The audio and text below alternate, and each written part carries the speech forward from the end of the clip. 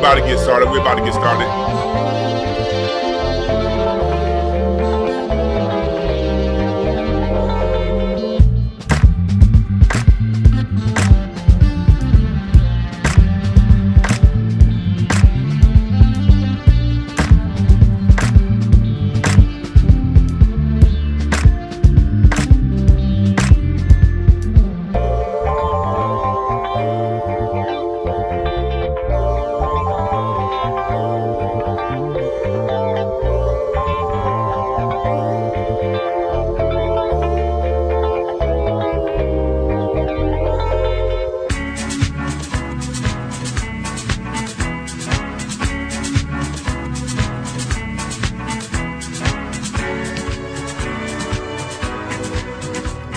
All right, yeah, we here. I'm here.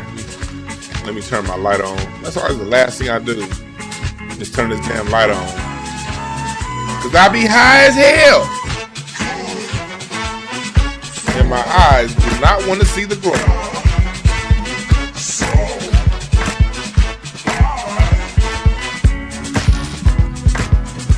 I'm a blunt and a half in. And I just got a compulsion to clean this shit off my desk instead of talking to y'all. You ever see like dirt in front of you? You're like, ugh, I'm tired of this shit. Well, that just happened once I turned my mic on. Got some old ass envelopes and shit. Like, I don't like clutter. I don't like clutter in my workspace. I'm tired of this shit off. Let me stop. I got a little time right here. Hold on 1 second, y'all. Dab a little bit of water right there. Ooh, there we go. Yeah, wipe this down. Yeah, we good. I'm gonna be live with y'all like 1 second. There we go. Then wipe this shit off. There we go. My desk just got dirty all of a sudden. Like, ugh, this shit is nasty. I don't like that shit. I'm a creative.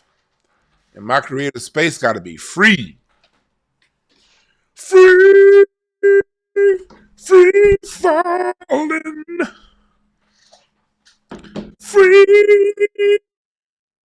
Free motherfucking falling.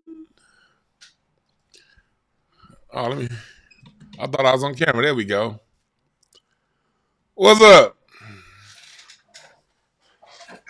Yeah, I'm high as hell. But that's what happens when you work for yourself. You can smoke one while you work. Puff, puff, puff, puff, puff, puff, puff. Smoke one while you work. And then, like, I got this one tenant. First off, I approved you to live here, lady. She be walking by, and when she see me smoking, she be turning her little nose up while her husband smokes cigarettes. I'm like, you are not about to turn your nose up at me for smoking reefer when you sleeping next to a man that smells like Salem's and Newports. And why are you turning your nose up at me? I'm the one you pay your rent to. But I get it sometimes because she be on her way to work. Because like one thing I like doing, I like trolling. I'm not gonna lie, I like trolling. I like trolling sometimes. So people who gotta get up early in the morning at work, sometimes I like waking up and smoking a blunt when the sun rise, and they be over there hustling, getting dressed and everything, going to work. I'm sitting on the porch with a cup of coffee and a blunt, listening to Smokey Robinson. And she be looking at me like, I'd be like, bye.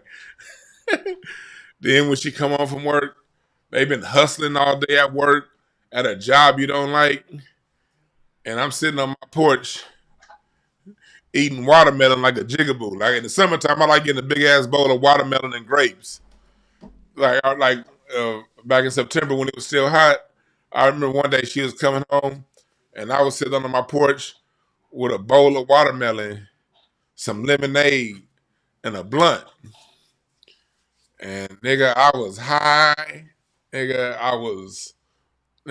and she just walked past like, I was like, oh shit, I'm an asshole sometimes. But anyway, welcome. I'm over here talking about hip hop's maturity problem, and I'm over here acting like an ass. But that's the thing about life. Everything is good. It's good to be young. There's a time and place to be young. There's a time and place to be immature. There's a time and place to be mature. There's a time. All of it's good and sanctified. But the issue comes in when there's an imbalance. When the immature bullshit nonsense is what is mostly promoted. And the real shit is ghostly promoted. You don't see it. That's the issue. There's nothing wrong with acting an ass. There's nothing wrong with trolling sometimes. It's fun to troll. You gotta keep it light. You dig? But when you get to a certain age, there's certain things that are funny when you're 20 that ain't necessarily funny when you're 50. You dig? There are certain things that as you get older and in life, there's certain issues we should start moving beyond. Especially as an artist. A pure artist draws from source, from a pure place. And then you got those artists that steal. They see what other people are doing and they jump on that trend. The art is stuck in this arrested development. The culture is stuck in an arrested development. And so hip hop, how we gonna start this off today? I'm gonna ask a question. Is hip hop in a state of arrested development? That's the question today. Is hip hop in a state of arrested development?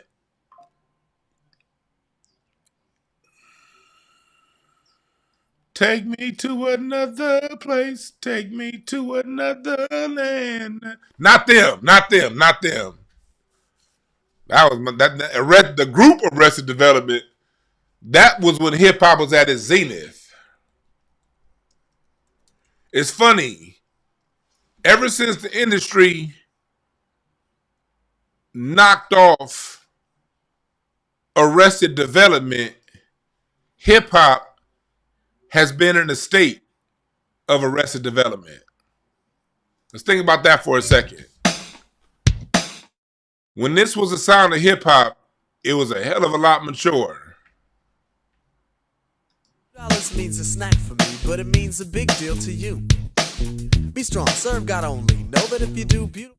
Remember when hip hop was in that state? Who remember them years?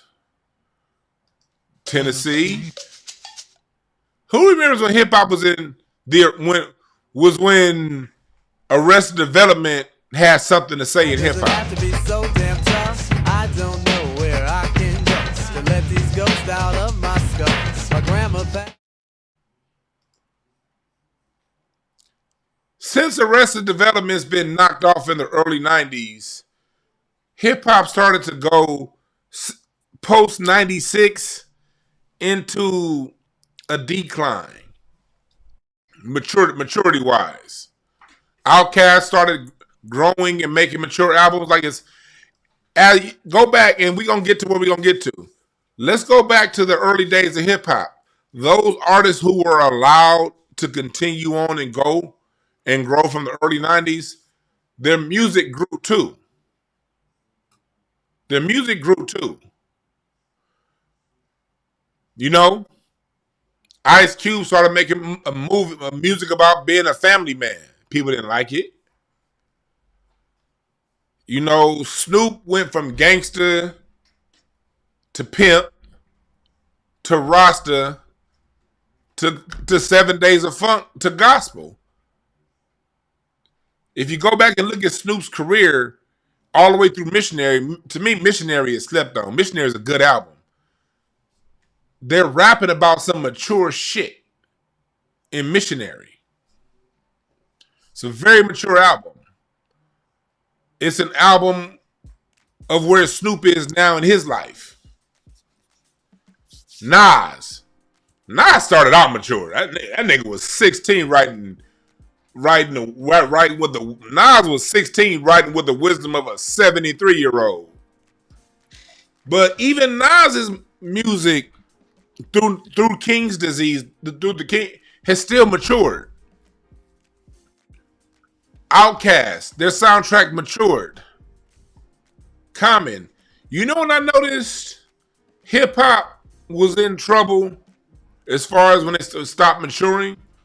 When you get to the early 2000s, you know, remember when Outkast dropped Love Below? Even though Love Below blew up, hip hop fans were complaining about Andre 3000. Man, that's not hip hop. I don't know what that is. The world loved it when Common's Electric Circus came out. Man,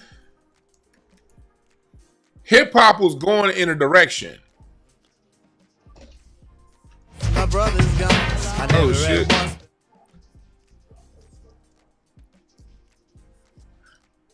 When this dropped, hip hop was going into a different direction. It was really maturing.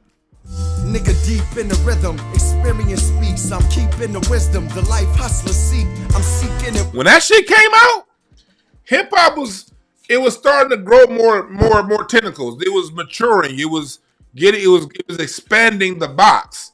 O2 in a lot of ways, because there was that sliver of time between 98 and 03 when not only neo soul was allowed to live, there was a mature element of hip hop that was coming. Outkast, you heard the music maturing in a lot of ways. But when that shit dropped, the mainstream shitted on it. And Common got clowned. Let's go back to 2002. Common got clowned for that album. Man, what's this bullshit? What he doing? That's when hip hop instead chose hoes and clothes instead.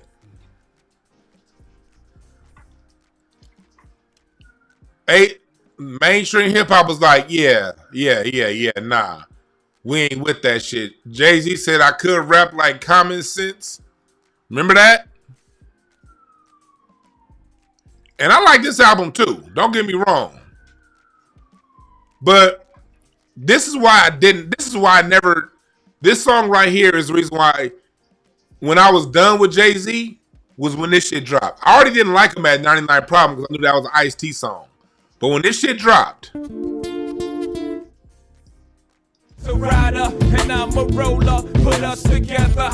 when this dropped, I was like, oh, this nigga's a biter. That's Tupac. Even the song Bonnie and Clyde, Ice Cube, remember Ice Cube and Yo-Yo? Bonnie and Clyde thing? Which I thought was a way harder song, by the way.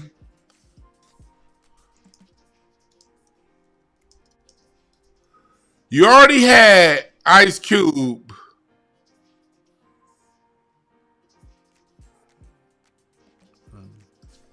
Is it not on here?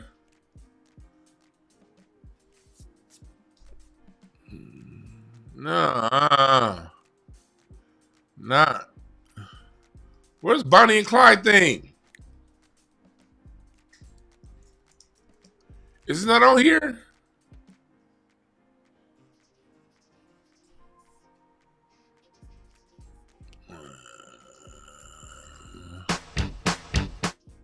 Nah. It's not on here.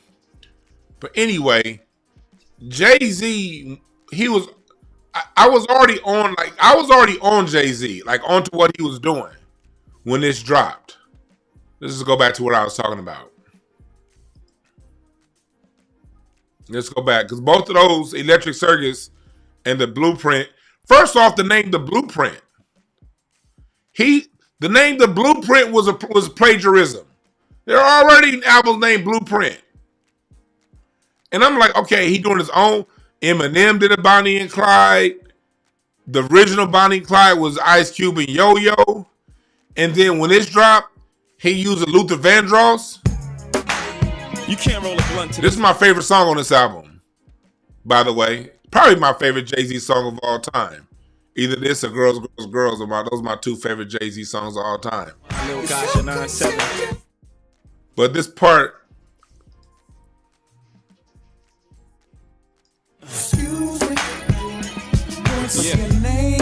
I can't play too many more songs. I can't play too after 10 seconds I get a strike. But this was the Luther Vandross vamp. Excuse me, miss. What's your name? Remember Luther Vandross saying that in just 2 years prior? In that song, Can I Take You Out Tonight? So you got Luther Vandross, excuse me, miss. And when you go through the theme of this song, and it's just my personal opinion. My personal opinion is it's just a hip hop remake of I Want to Know Your Name by the Intruders. It's the same storyline, but it's a totally different rap, totally different lyrics. But it's the same storyline as I Want to Know Your Name by the Intruders. The theme of, damn, he has all these thoughts in his mind about getting married to the woman, but he doesn't even know her name. You know, the whole... And I love the song. So those opposites attract like magnets. She sees more than a bit. The drum pattern is Steve Arrington. What's that song? Weak at the Knees. It's the Weak at the Knees drum pattern. It's the Luther Vandross intro. And it's basically a rewrite of I Want to Know Your Name by the Intruders. But whatever. I'll let the Intruders part slide. On the same album, you got so much, because he was doing a whole bunch of shit at this time that was just biting after biting after biting after biting. And I was just like, on one hand, you got Common doing something that's completely original that we haven't heard any before here. If you having girl problems, I feel bad for you, son. I got 99 problems, but a bitch ain't one.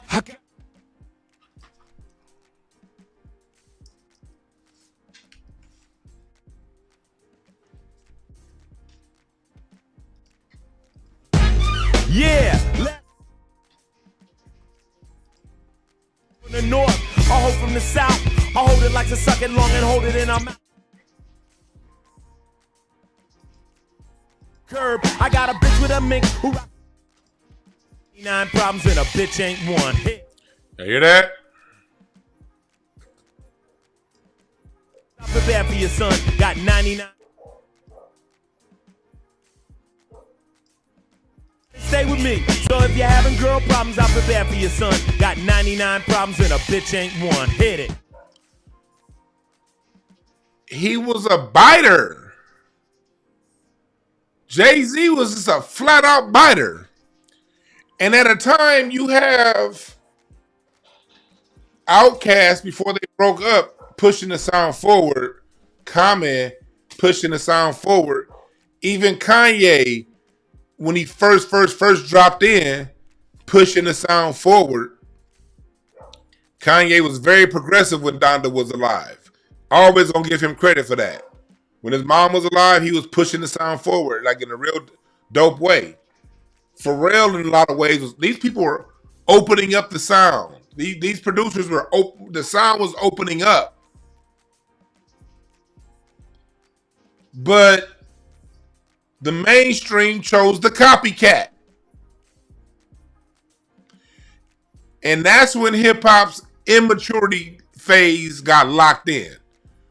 When hip-hop used to have an open door for consciousness, an open door for multiple styles, you had party music, you had the Kid and Play sounds, like Kid and Play and MC Hammer didn't step on Public Enemy shoes. You know what I mean?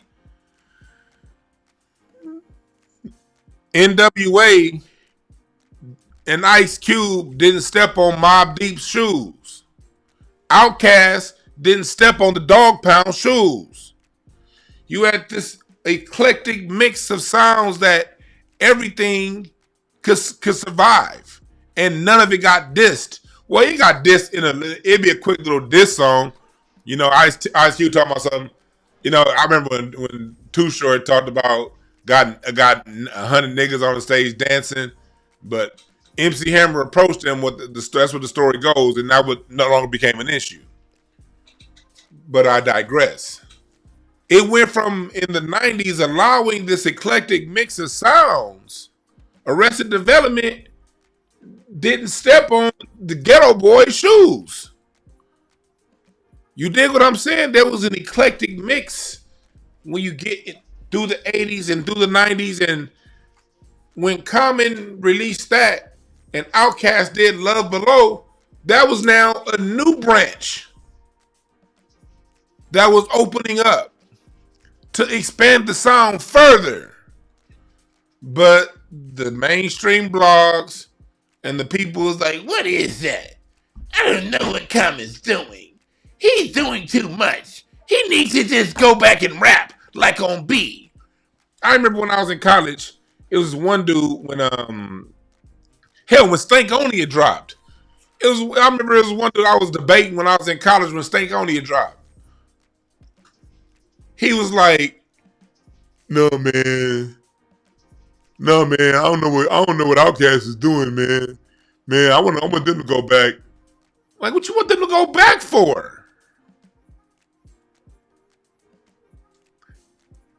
Nigga, when they, man, where is it at? Told y'all, this is my favorite song on this album right here. Just like the wind that breeze that blows and I flow. All the elements. You got the rhythm and blues, you got the live band, and you got the scratching going on. Outkast was pushing the sound forward, man. Anything CeeLo was doing was pushing the goddamn sound forward. But the mainstream trolls regressive ass Jay-Z, who just wanted to repeat what the fuck we heard before. And then say, I'm richer than your son. Listen to me, because I got a better girl than you. And I have a suit, so now I'm mature because I'm wearing a suit now. And I fucked over my homeboy, Dame Dash. That's what makes me cool now. That's what he was saying, and that's what you niggas chose. Don't lie. I was there, and I was a live nigga in all the clubs at that time too. So yeah, I was there. Don't lie to me. I was in my 20s back then. Goddamn it, I was out 6 nights a week, playing the drums some nights in the club, and whatever nights I wasn't playing the drums, I was in the club in bottle service, kicking it with my promoter homeboys.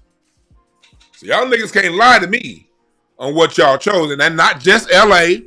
I'm talking, we was in Miami all the time back then. We was in New Orleans all the time back then. I was going to Atlanta a lot back then. Me and my boys, we was in a new zip code every 2 months. Let's go. So this ain't no local shit. Hell, I was in goddamn Minnesota in December in the club, goddamn it, in 2005. I was there. I was there.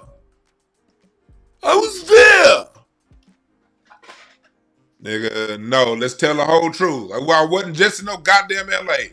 I was in the Bay. I was in Texas, specifically Dallas.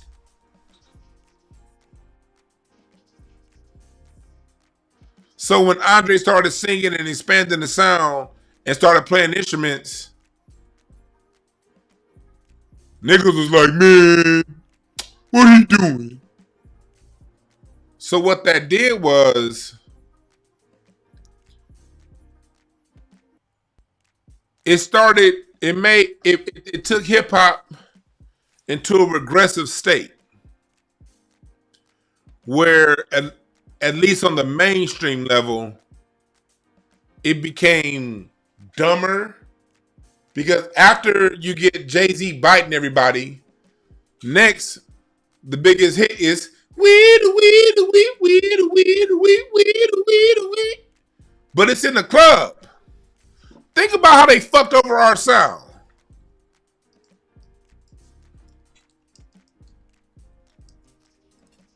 Cause this shit was in the club every night when this shit dropped. That's how I never had to. I heard this song hundreds of times, and I never one time played it in my car. Hundreds. This was in the club.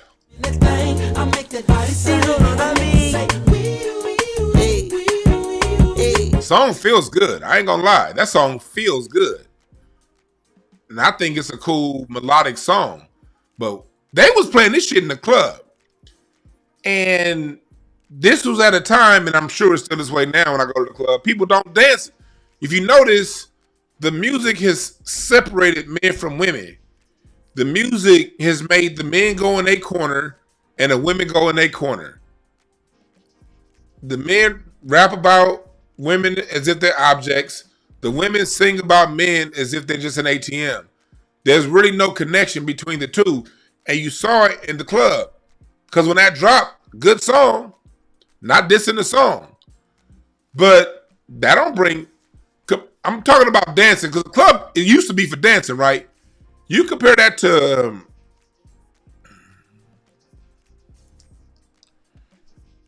in the club. We're talking strictly in the club. You compare weed to... compare that to... Jam. No, not wrong song. Wrong song.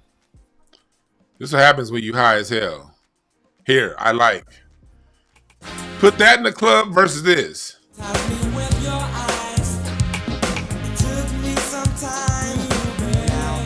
Totally different reaction in dancing. That song when niggas was in the club doing all kind of, wearing all kind of electric blue suits and sweating their asses off. They took the fun out of the music.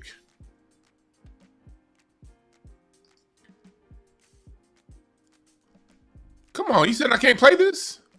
Man.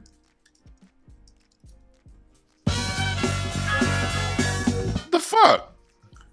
Compare that in the club, just in the club.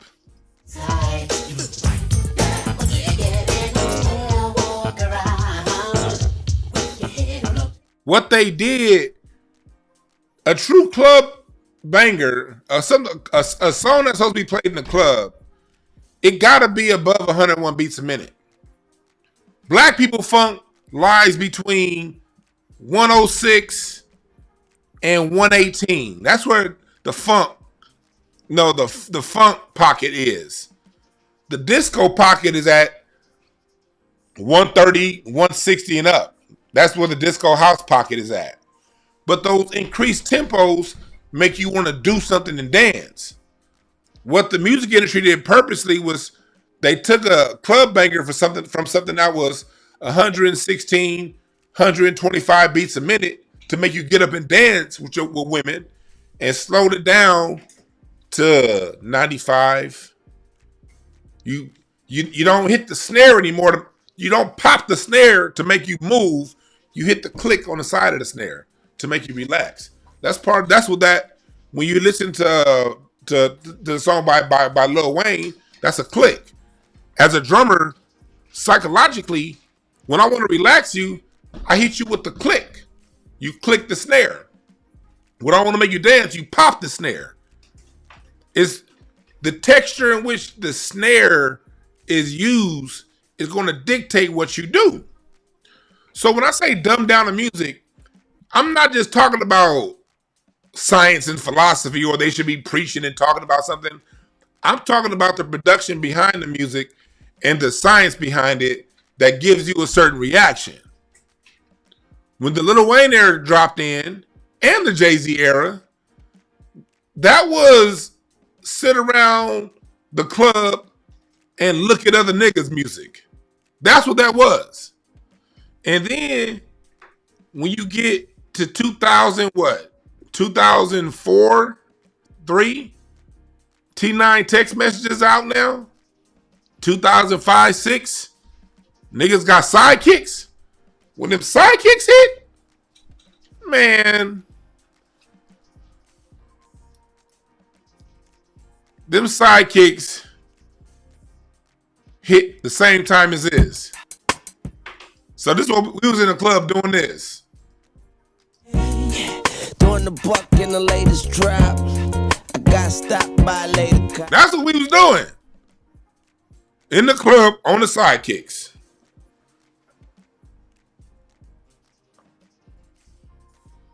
Because the tone and the science of the music, when you pull the tempo back to a slower rate than the heartbeat, it's less enticing for you to get up and dance.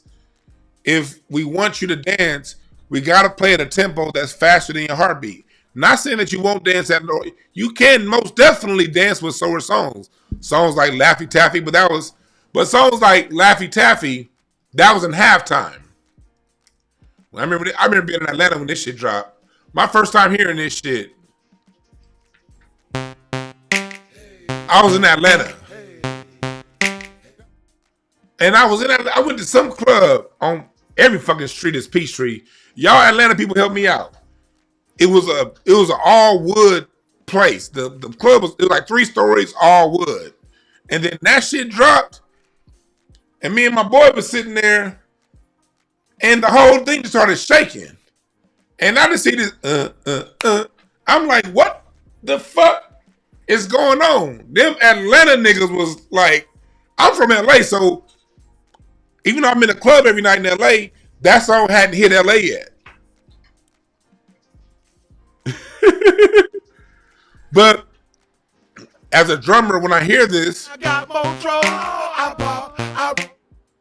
the dancing was very, if you look at it, it's nothing you can really dance with somebody with.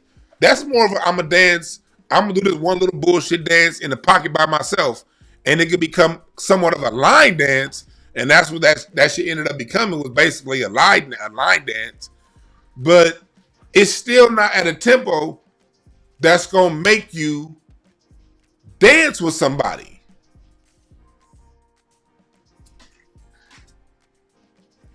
So that's the precursor to how we get today to where we are right now. And with that being said, I want to say welcome, chat room. That's a long ass intro. That's like a 30-minute long intro I just gave y'all. Hit the Cash App. Rocky, is that you? Damn, Rocky. No, that's the wind. Welcome everybody. Welcome. Thank y'all for joining. You can get your Valentine's Day reading today. You can go to breakthroughcards.com. 15% off your Valentine's Day readings. Type in discount code VDAY. It could be for yourself. It could be relationship with yourself. Book now at breakthroughcards.com. Website is in the description. All right, Valentine's Day sale going up this whole weekend. Yeah, the 50 Cent era. But let me read a couple of these super chats, then we're gonna get all the way into it. Thanks, sorry from De La Turner pointing me downhill from there. Hey, that's a good point, Derek. It's been downhill from then. Yeah, yeah.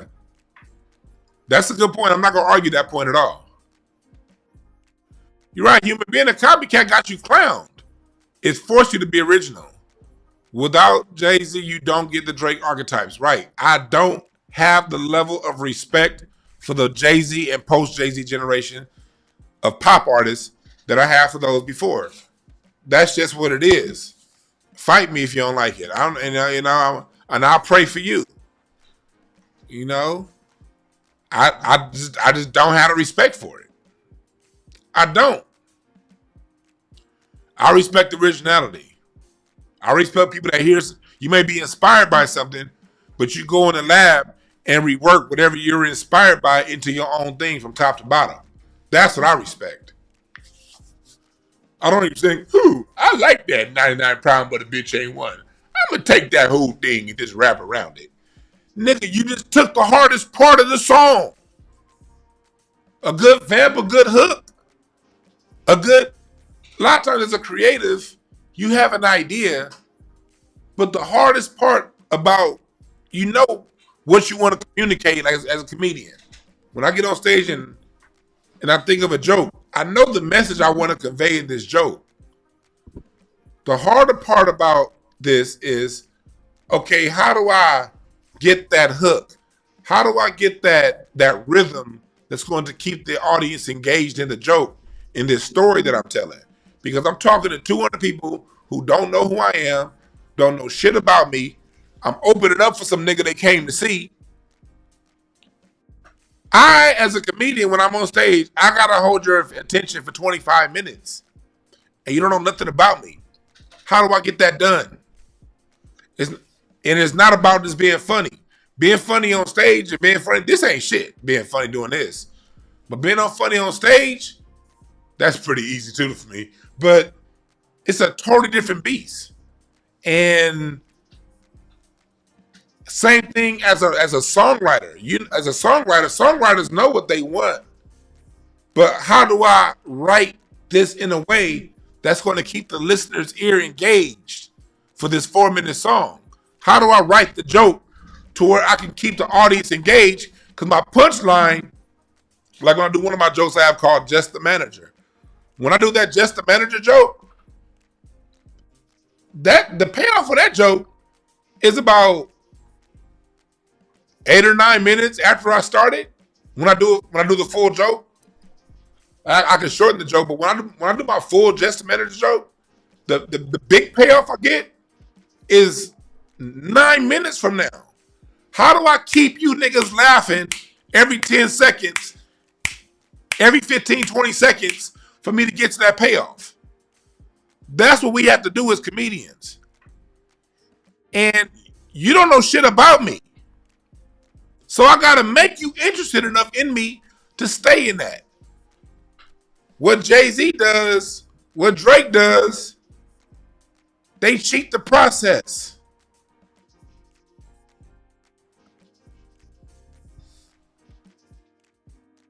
How long did it take Ice-T to come up with, if you got girl problems, I feel bad for you, son. I got 99 problems, but a bitch ain't one. We all take that because it sounds good and simple. You don't know how fucking long it takes sometimes to narrow down something a hook that interesting. Tupac rapping about his gun. Me and my girlfriend. How much energy and effort did it take to narrow that massive thought he had down into a few words? Me and my girlfriend, into 4 words. You guys, you people who don't do creation from the scratch, you don't know. I'm telling you, as a creative that creates from scratch, sometimes it drops right in. Other times, it's just an idea. That should stay an idea for months. And it's just there. And it's just there. And then you'll walk into a store one day and hear something. You be like, nigga, back then you better hope you got a pen and pad to write it down, because these thoughts are fleeting. Thank God now at least we got a cell phone. Like when I get something, I could just text it to myself. But still, you get the thought. And these thoughts oftentimes come at 3 a.m. You ready to knock it down, go to sleep. And then your brain is, and if you don't get out the bed and put that shit on paper or go and record it, at least record the melody. Like sometimes I'll text myself a joke idea when I did comedy for a time. But then when I go back and read it the next day, it makes sense. That's because when I thought of the joke idea, it had a certain rhythm to the language. So I had to learn how to voice record myself so I could at least remember the rhythm. But sometimes these amazing hooks that you guys hear, they were months in the works. Artists writing shit, throwing it away, writing shit, throwing it away, writing shit, throwing it away. And then here come this nigga looking like a goddamn camel with some sunglasses on, take your whole shit and then go do the easy part. The rest of the song is the easy part. For me, when I'm on stage, making people laugh is easy. But how do I make you laugh and keep you interested? You can't just go on stage saying random things. Man, because most of y'all think y'all can do comedy because you funny with your friends. And that's because you could be around your friends and be like, man, remember when James did blah, blah, blah, and you come up with some jokes because everyone already knows the backstory. How do you create a backstory to keep a bunch of people who don't fuck with you interested? As a matter of fact, they're here to see the next nigga that's behind you. How do you do that? That's where the art is. And that's why I don't respect a lot of this new shit post Jay-Z. Because you cheat the game. It's bad enough you already rapping over a sample. It took me a long time to get over the reason why hip hop samples so much. Because when you're doing these when you have an idea and a melody, you ever been in the studio at church or wherever and work out a new song? Sister Renee she's humming a harmony, and then Brother Mark on the piano, he's like, I got some lyrics. Those lyrics go with that harmony. And they sit down at the piano and they work out the harmony. Sister Renee is humming to Brother Mark's lyrics, and then you putting the song together, but then it comes to a piece where a change needs to come because you're going, Is that going to be the change? Or are you going to go, And then as a drummer, I got to now sit back and think, okay, where are we going to put that? We're going to put that at, is this going to be a 72 beats a minute ballad? Or if you want to make it more inspirational, are we going to put it at 85?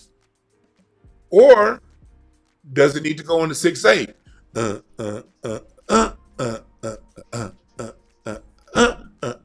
Are we going to go 6/8? Because sometimes the words and the melodies don't quite fit in a 4/4 time signature. So you're like, okay, no, this all needs to be in 6/8.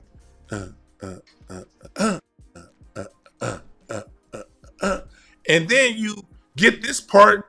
Now you get to the bridge. How do we get to the bridge? And you try these things, you muddle around, the bass player, I got something.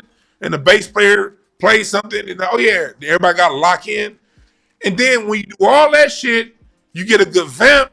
You come back on this song next week, you work on it again, you put it together. You better hope somebody recorded that shit, because if nobody recorded it, the song is gone. It's never going to sound like that again, because you're never going to recreate that magic. So you better hope like hell somebody recorded. Because it's been plenty of times this back in the 90s when they had the little tape records. It's been plenty of times somebody did hit record, but the fucking tape ran out.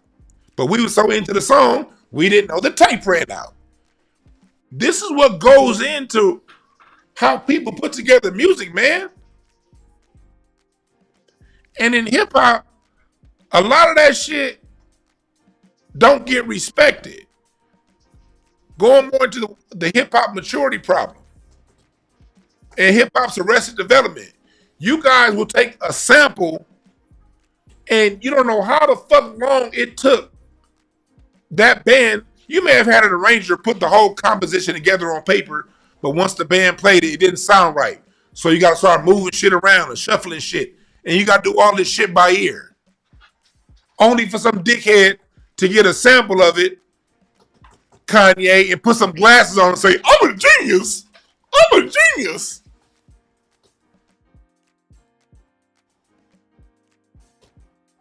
Has this sample-based art form gotten to a point to where it's just completely in a state of arrested development?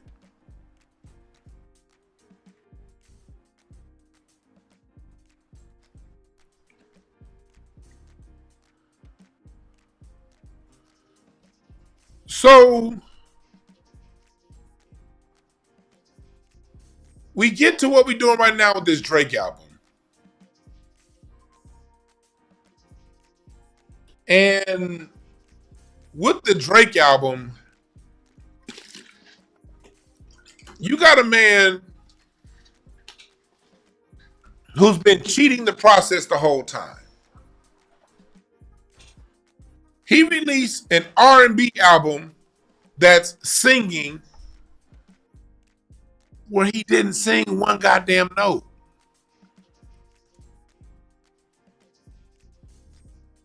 And since this devolvement of rhythm and blues and music like we've had, now you can come out and do an R&B song without ever singing.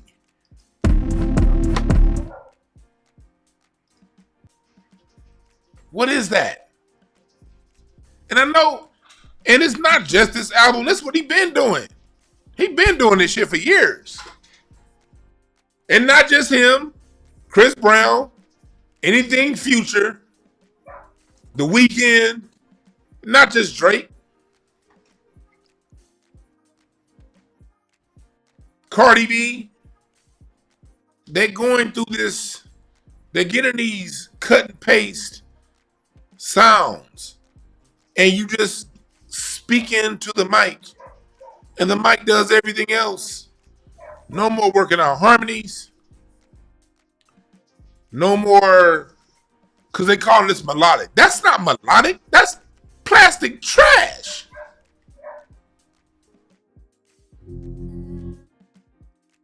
New York is calling up on me and the bros. I left Candace, now my heart might explode. The nigga sound like he's yawning.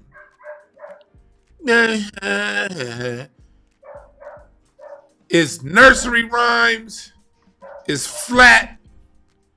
But music is being dumbed down so much in the Jay-Z, post-Jay-Z era to where there are millions and millions of people who will call that shit music. And he not even singing.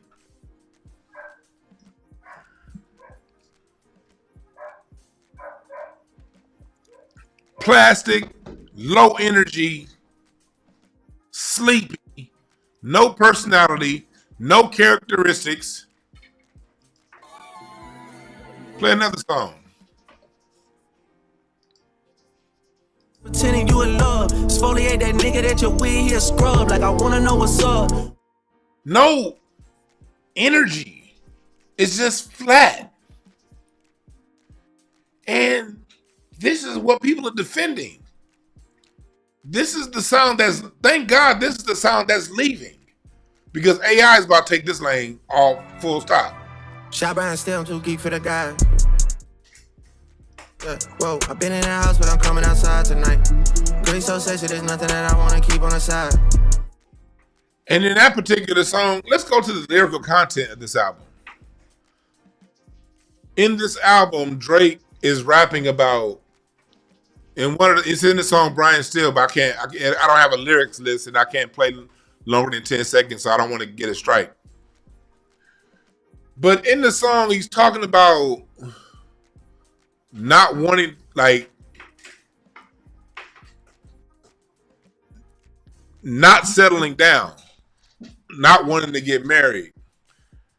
Talking about this album is about women. It's about love, released on Valentine's Day. But listen to the values he's rapping to you about. The nigga's 40,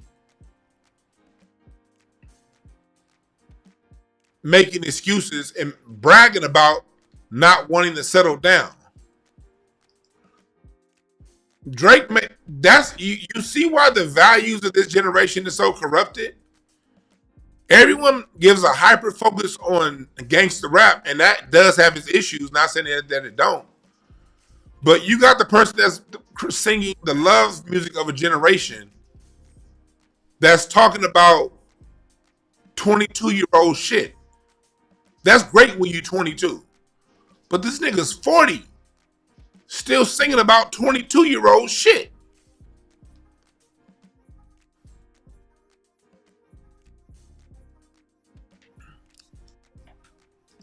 It's another lyric in the song. In Brian's song, Brian Still, he's talking about, I'm going out with my boy, leaving my girl to hang out with my boys. I'm telling y'all something right now. And I don't mind hanging out with my boys from time to time. But I'd be goddamned if I'm around a whole bunch of musty ass niggas more than I'm around my woman. When I left the clubs, it was voluntarily in my early 30s. I voluntarily was like, you know what? I've had enough. These niggas stink. I'd rather be around a woman 99% of the time. And I'd rather be my woman so I ain't getting in no goddamn trouble. And I'm not talking about brothers who are single beyond 40. I'm not talking about that. I'm not talking about women who are single beyond 40. I'm not talking about that. I'm talking about the mindset. Now, some cats who was married young, they got divorced, and you in your 40s, and you like, man, fuck that shit. I need some time off. I've counseled brothers and sisters like that. I get it. I get it. You've been married. You know what? That shit don't work for me. I'm not talking about that crowd. I'm talking about the young fuckboy crowd that likes to assault women. He's calling out Melissa Ford because of her affiliations with Joe Budden. You're talking about women still. Real niggas don't clown women. Even me when the reason why I started late today because I was on the phone with Boo Capone. Me and Boo was on the phone.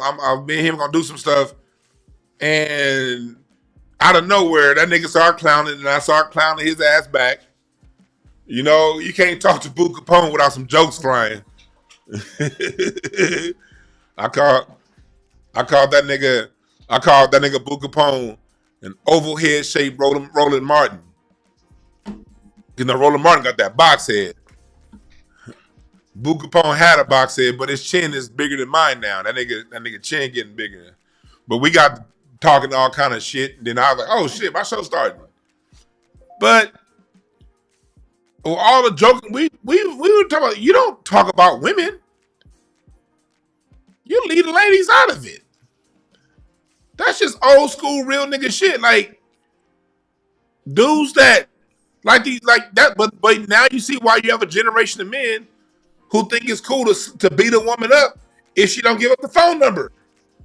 How many times have we heard that? Those stories. These new dudes slapping a woman or cussing a woman out because she didn't want to get a phone number up. The music is on some social engineering shit, y'all. I'm telling y'all. You're socially engineered through music. Look at the product of the society. He's still doing music about taking dudes' girls.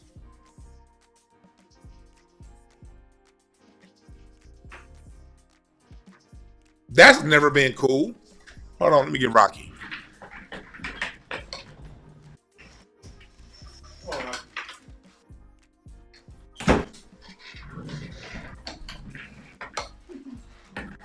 What you doing? Come over here. Okay. All right, little nigga. Come on. There we go. Get Rocky, little ass. Good, Rocky? Anyway, so they bring that music that's confrontational to women. On one hand, you the lover boy, but the same lover boy, those shots at Serena Williams, those shots at all these different women. You're throwing shots at women. Leave the women out of it. Grow the fuck up. Is hip hop in a state of arrested development? Because I'm not just talking about for Drake. I'm talking about all these grown ass suit wearing niggas that support it. I listen to lyrics. Lyrics matter. These lyrics, because they're anytime you match lyrics with a melody, it goes directly to your subconscious. That's the perspective I speak from. A lot of these motherfuckers out here on these blogs, they speak from, oh man, this jamming. Yeah. Jamming some bullshit in the subconscious of your mind that you acting out every day. Pay attention to how Drake fanboys move. I'm not talking about people who just like songs. We all got to be mature enough to know the difference between somebody who likes a set of somebody's songs and a fanboy. We know the difference.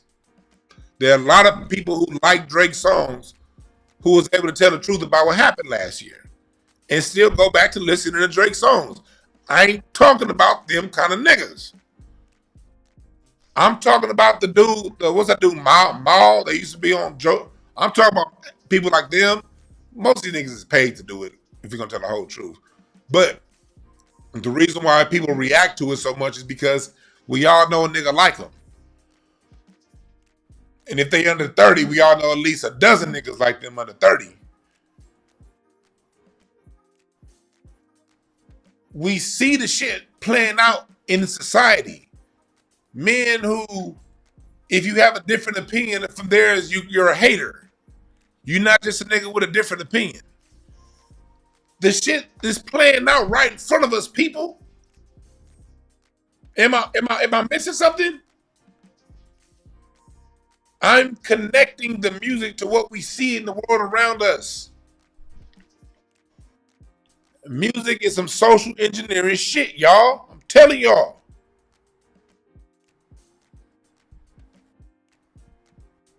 In the 2000s, when home values were rising and people were getting equity in their homes, they were putting the money out, buying Lexus GS 350s, buying Chrysler 300s.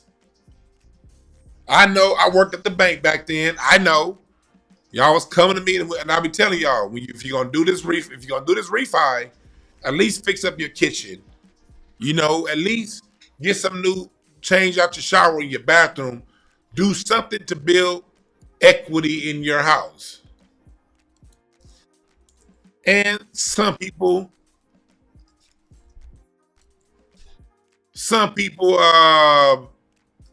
were doing it. Let me see, what year was that? 2000. And some people were. But my nigga, when this shit dropped right here, niggas couldn't help themselves. When this shit here dropped, boy. Chat room, am I lying? Is it your city too, or was it just LA? Is it your city too? Oh, every nigga that had a Bluetooth headset, a linen suit with mandals, got one of these motherfuckers right here.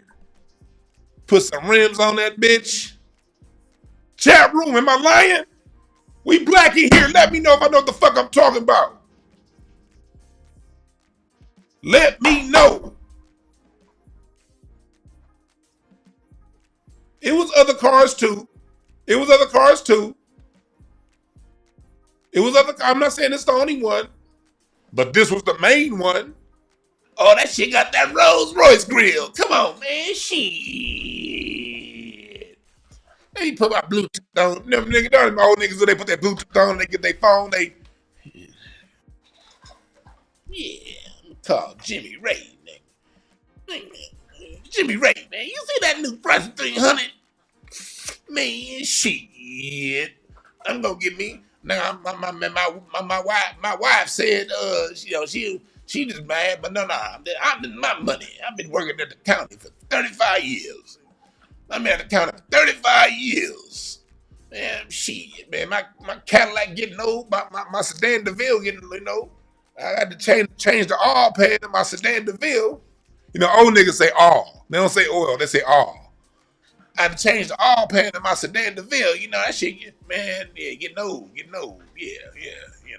I'm tired of cleaning out them spoke hubcaps and putting the mayonnaise and mustard on. Them Vogues. I'm tired of cleaning them Vogues. Yeah, Jimmy Ray, yeah. I'm going to get one of them 300s. Yeah. I know my black people. Yeah. Everybody get. When these hoes dropped, that's what the old niggas was doing. And what was the young niggas driving? Here in LA,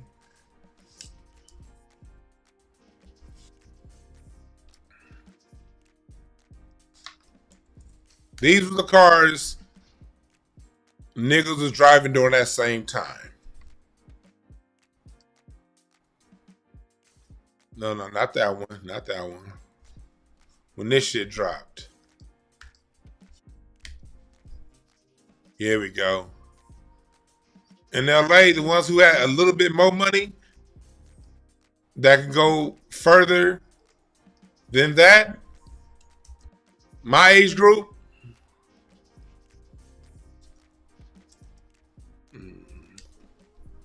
was driving these hoes, but with rims on it.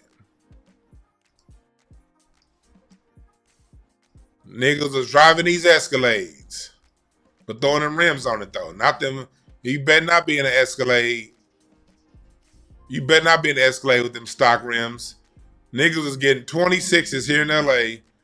I mean, I'm like, nigga, you work at Big Five. Niggas was hustling, was working at Big Five Sporting Goods, hustling on the side, and rolling either these Escalades.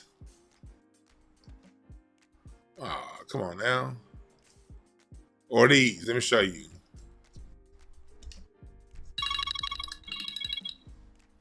Use JPG. Here we go. Those these rolling Escalades or these.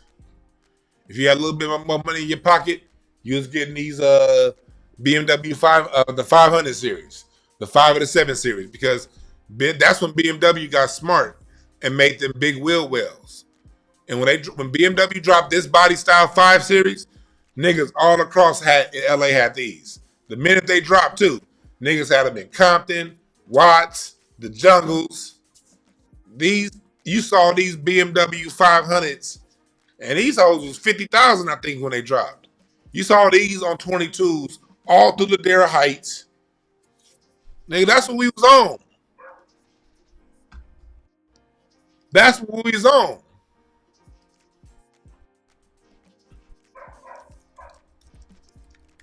But the reason why we was on that was because this was a soundtrack. You take that guaranteed Steve Harrington beat and you put these lyrics on top. Jaguar switching 4 lanes with the top down, screaming out money ain't a thing. So that's why Jay-Z is known as their guy. He pushed out their social agenda.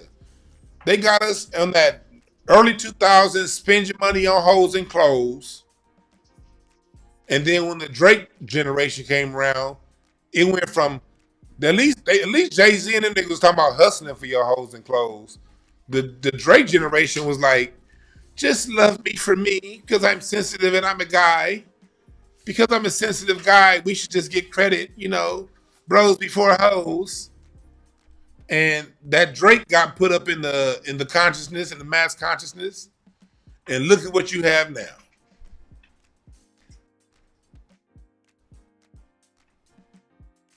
Music is social engineering. Mainstream. But they always give you a balance. We still had Nas the whole time. But let's tell the truth. Let's tell the truth. After Jay-Z was talking about something, you still kicking knowledge? A lot of niggas was like, that was a thing against Nas. Nas kicking knowledge. Niggas held that against him.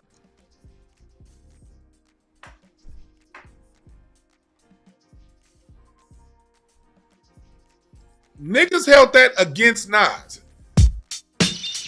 The fact that he was kicking knowledge. They held it against, when that I Am album dropped, niggas clowned him for that. Niggas held it against Black Thought that he was with a band.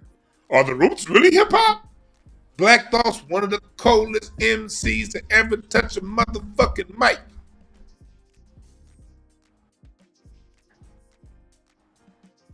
To when Jay-Z rapper the Roots, man, with Jay-Z. No, get off his dick. Black Thought's a way better MC. Because at least his thoughts are original. But people held it against him for rapping with a band. Is hip-hop in a state of arrested development? That's the fucking question.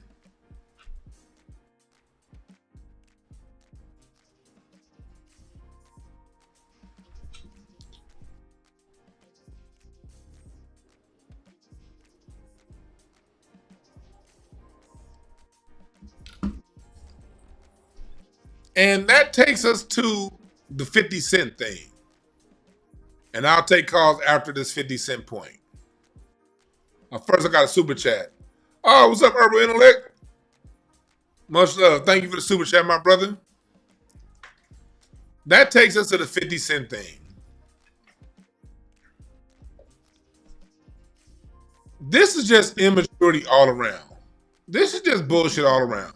First off, why the fuck is Big Meech, was he even supposed to even get a Welcome Home concert? Whether he changed or not, I don't know. But what we know Big Meech for is nothing but degeneracy, thug, not helpful to the community bullshit. He's known for spending money on the bottles in Atlanta and this. I think I'm Big Meech. First off, why the fuck was he even going to have a concert? That alone, for what he went to jail for? I can see if he went to jail, like, usually when black people get, like, welcome home from jail concerts, it's because the white folks put them in jail for taxes or some shit. Like, okay, you need some bread. Not somebody who, and that's usually for another musician. Since when is any form of his black music celebrating somebody coming out of jail for what he did? We still got Black Panthers locked up. Hell, H-Rap Brown is still in jail on some trumped up shit. H-Rap Brown is still in jail on some trumped up bullshit charges from 2001 after he had got out. They found a way to lock his ass back up in spite of how positive he was when he got out. And niggas is celebrating Big Meech. Man, Rick Ross, you weak as fuck for even doing that. And name yourself after another rapper that's still alive named Rick Ross. And then you got this feud with 50 Cent. It's being suspected that 50 has something to do with it. I don't know. But we do know that a few days before the concert, 50 did threaten to not have Lil Baby or a few acts come to the show. So think about that if you're someone purchasing tickets. If you're going to purchase tickets and one of the people that 50 says not going to show up is who you wanted to see, that could affect the ticket sale. So on one hand, you got a concert that should have never been goddamn thrown anyway, because who the fuck is Big Meech in the overall scheme of things? Jeremy Bain, you say you think Ja Rule and Ashanti feature were significant? Oh yeah, I can tell you were only 13, my brother, because Ja Rule wasn't shit. He helped Ja Rule and Ashanti helped usher in mediocre singing. The reason why Drake can sing this mediocre shit because Ja Rule was hella mediocre singing. But they did have a vibe. But Ja Rule was hella mediocre. That's the beginning stages of hip hop's immature phase. What would I be about my baby? What would I be without you? Before that, you had to actually sing. You know, you had to la la la la la la la la la. Ja Rule said, "Fuck that." What would I be?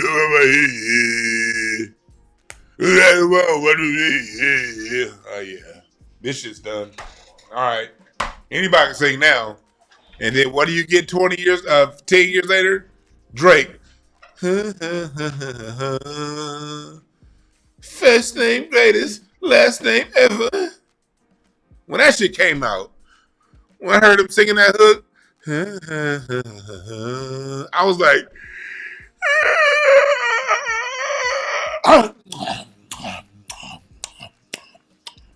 ready to go to sleep now.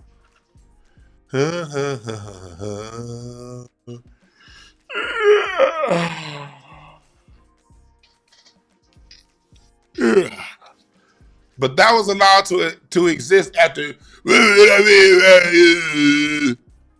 That nigga sounded like, I hated that nigga from Hootie and the Blowfish. I only want to be with you. That nigga Ja Rule sounded worse than him. I hated that Hootie and the Blowfish nigga. One thing is true, I only want to be with you. Then a couple years later, you get somebody worse. I'm like, God damn, singing from country to nigga music is just bad now. Oh my God.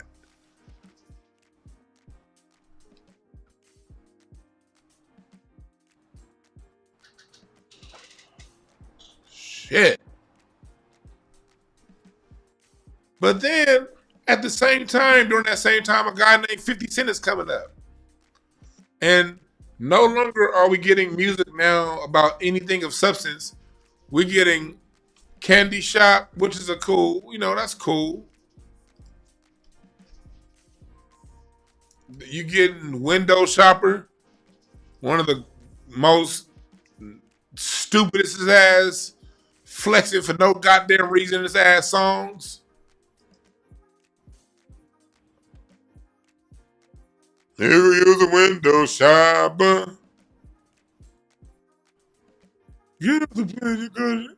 What the fuck are you getting off the plane and coming to Compton for? I remember hearing that line when Window Shopper dropped. And I remember him bragging and talking about when he get off the plane, he's coming straight to Watts and Compton. And I'm over here sitting like, why? I'm from LA, man. I ain't no flex. Nigga, when I get off the plane, I'm trying to leave the hood, nigga. I live here, nigga. When I go shopping, I'm going down to Torrance. Niggas like, that's why most LA nigga, we go to the Fox Hills Mall, because the Fox Hills Mall was just 1 mile 2 miles outside the hood. It wasn't far out of the hood because it was still on Slauson. But it's just out of Inglewood. It's just past the Crenshaw district. It's just on the other side to where we get to the Fox Hills Mall. It's like, we made it.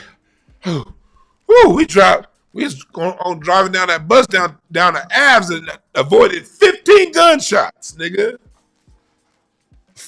We was going to the Beverly Center.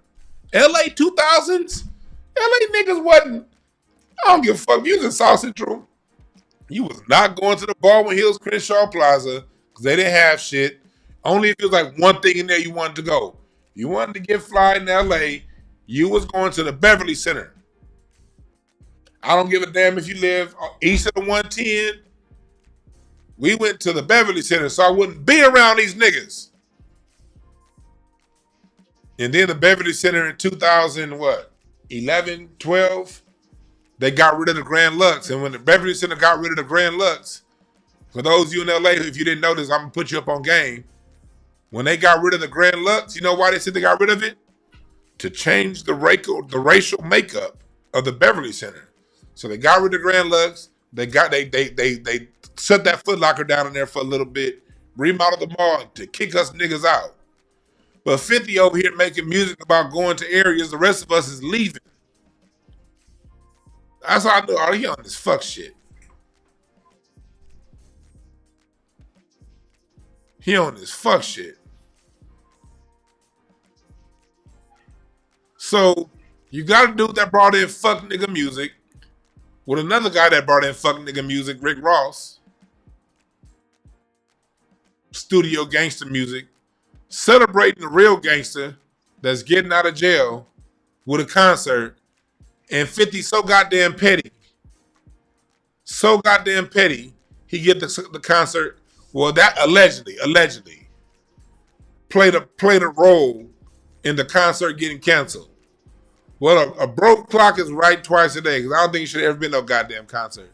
But since it was a concert that was put on, whoever helped get it canceled. Now, somebody is not going to get paid. That was money somebody was looking forward to making. Most black people are working multiple jobs.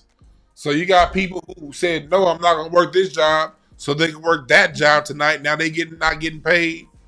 promoters up and down the line not getting paid. A lot of business got lost because people got such vendettas against each other.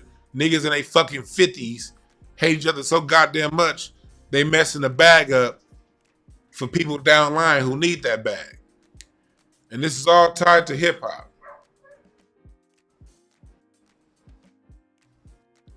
Although, like I said before, that fundraiser is fucking stupid. Why the fuck are y'all celebrating some nigga that did what he did to our community?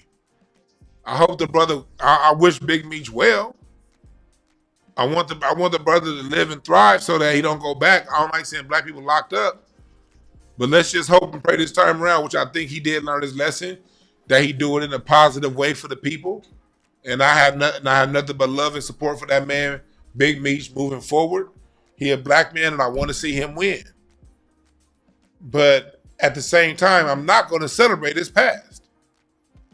Too much of that shit. Too much attention is given.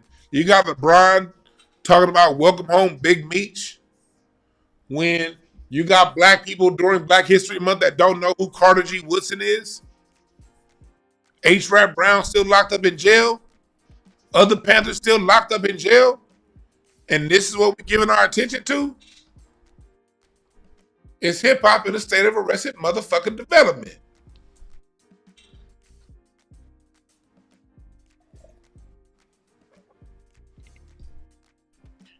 Because it's not that just that you're celebrating him coming home. Name the innovators that they do celebrate in hip hop. As a matter of fact, when somebody innovates, if it's too far ahead of its time, you niggas hate on it.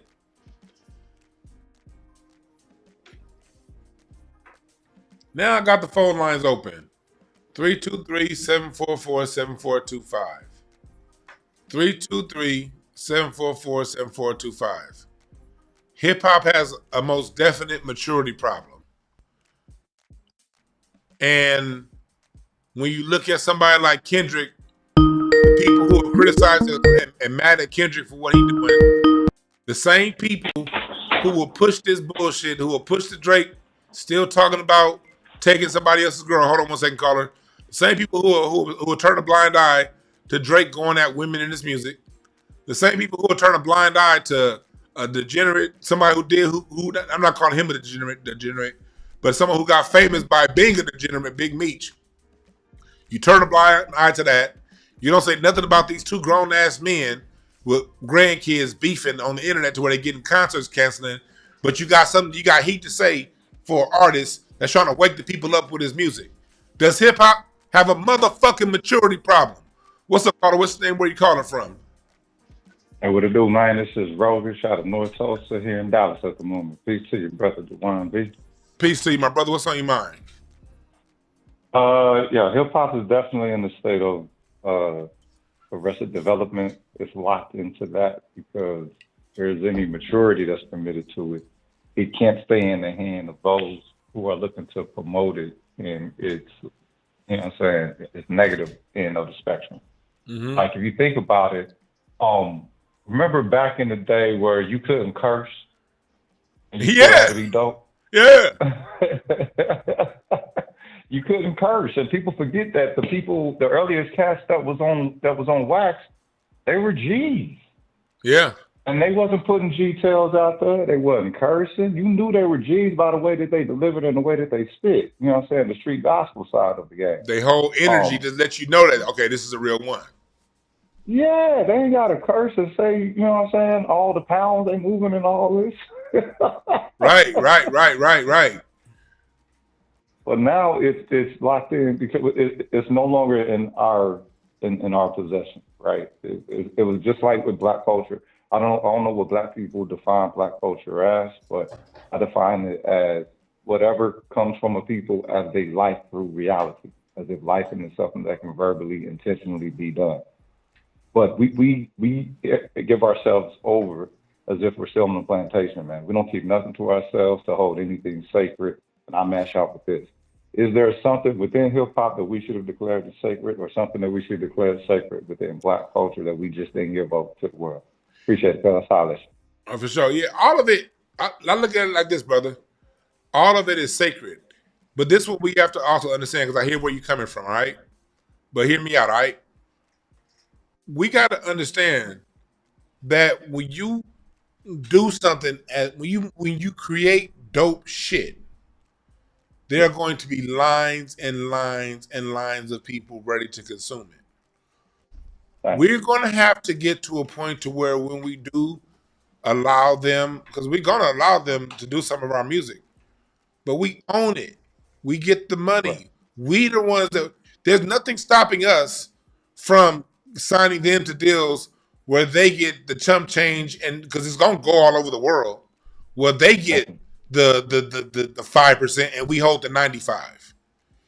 That's what we got to get to where our business, to where when we do work with you guys, we're going to get the lion's share of the money, and to the point to where when they do get paid, we have to start set up a somewhat of a system, the way the small hats are, to where you're going to, when you do get paid off of our stuff, we got this set of foundations you're going to donate to.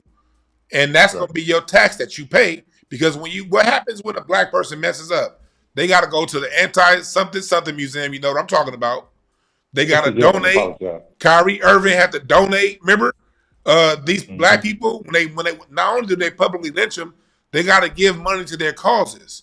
So when people come into our community and when we get on code, okay, yeah, I'll interview with you, Rolling Stone magazine, donate to these causes. I'll interview with you, Vlad, donate to these causes. Because we got to take the emotion out. It's money. It's business.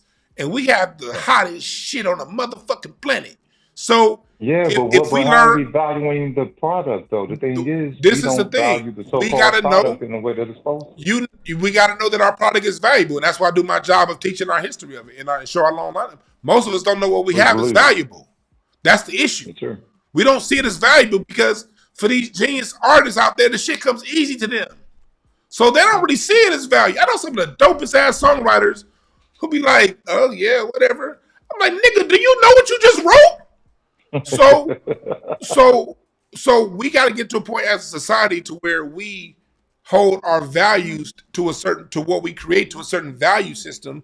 Now, when they come, because they will, we own and control all the points of money, even if we're signed up under them. It's a code that we gotta develop among, like what Neely Fuller said.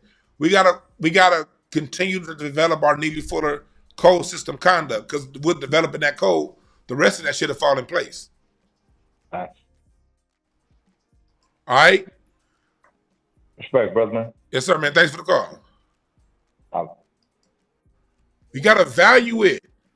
If you're gonna produce a white artist, make sure you're making all the fucking money. And when they do get money, make sure that money goes to charitable causes that go back to helping us. And if you don't know a charity, create a goddamn charity. Y'all got money, nigga? As a matter of fact, I got the Black American Music Tree Historical Foundation that I just opened up. If you want to donate, email me it. We do accept Zales. The Black American, and I'll get to you in 1 second, caller. The Black American Music Family Tree Foundation, my music tree that I have, is now an official 501(c)(3) foundation. So if you want to donate to the protection and preservation of Black American music, email me, because I'm not just talking about it, I'm being about it. This is what we can do to help keep teaching it and keep pushing this shit out. And you got, man, most of these people in music, they got foundations. That's how classical music is still around. The reason why you still see classical is because a lot of that stuff is funded by foundations. A lot of the stuff is preserved by people's foundations. We got to get into that game. What's up, Carter? What's the name? Where you calling from? What up, DeJuan? This T-Ray, a.k.a. Ivor, man. How you feeling, man? What's up, Ivor? What's up, my brother? Good hearing from you. Same here, man. Hey, this one touches a nerve for me, man, because, you know, we grew up in the era. I'm kind of the last generation where we can remember when it wasn't no hip-hop. You know, I'm a mid-late 70s baby. Yeah. So I can remember where even though sampling was prevalent, it was an art form in a sense too, because Yeah. you had to know how to structure your rhyme flow according to the sample. So the best ones is like Molly Marl, Larry Smith, etc. And they were able to keep the artists in pocket. They could beat the artist halfway. Yeah. Now it's just like Larry Smith was a yeah, super they producer. slap He don't get his credit.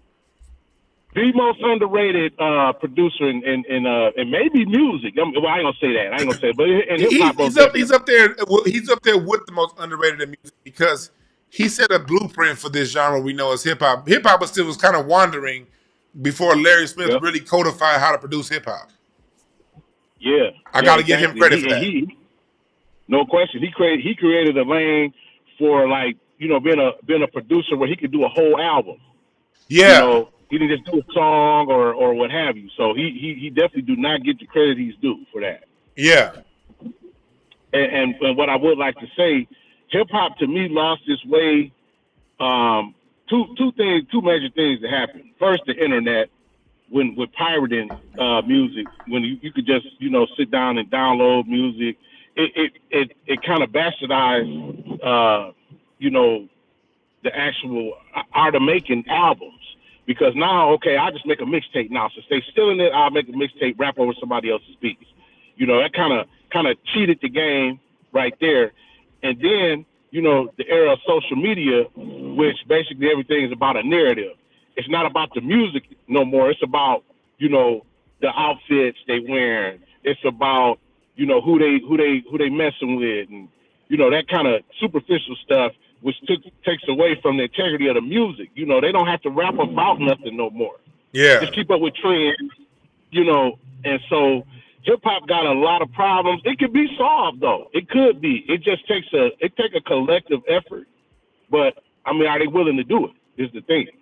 Yeah. Are they willing to do it? And really what it takes, is the people who are responsible for signing artists. They sign artists that are going to move the stuff forward and stop dealing with all this progressive stuff. It all changed when the late '90s came. More so than the internet, because people are only going to respond to the market. And after Tupac died and Biggie, DMX slipped through the cracks. But outside of DMX slipping through the cracks, most people who came in during that time, when you get into your Mace era, when you get into all that, you brought in people who I remember when Mace dropped. I'm like, what's this simple lame brain shit here? I remember when it happened. And so, you know what's crazy? Go ahead. Oh no, I just want to throw this in quick. Mace was murder Mace. Mace had bars.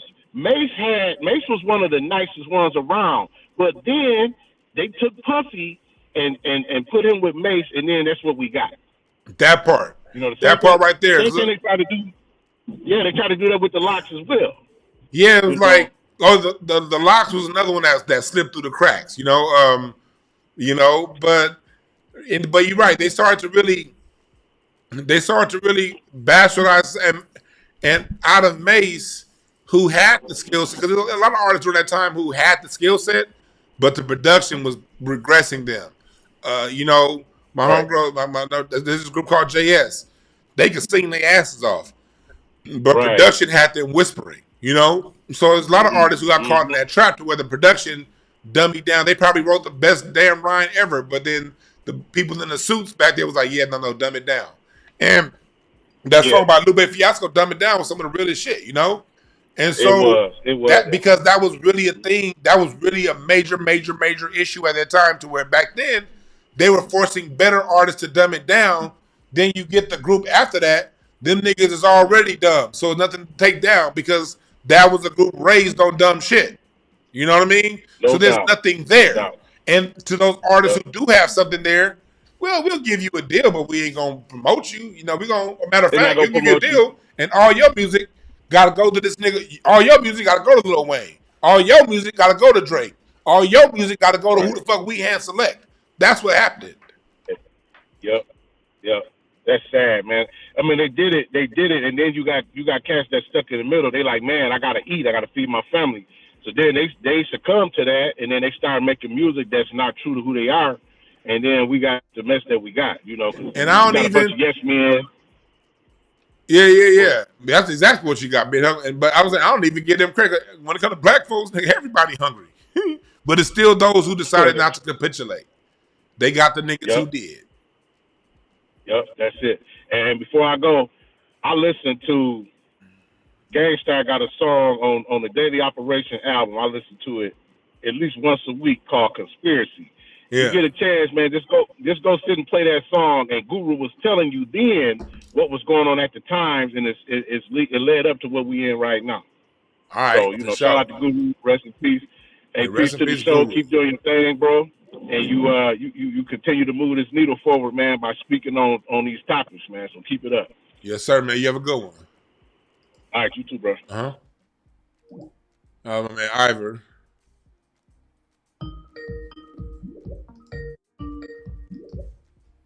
One second, caller. Tammy Dorsey, I appreciate the super chat. Right guy at the right time. I appreciate that. Tammy Dorsey. Mrs. Rogish Neighborhood. Appreciate that, Dope Build. I appreciate the super chat, my brother. Yes, sir.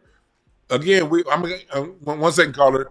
Again, this is only a conversation that we're having because my agenda is music is the highest form of expression, the highest form of art.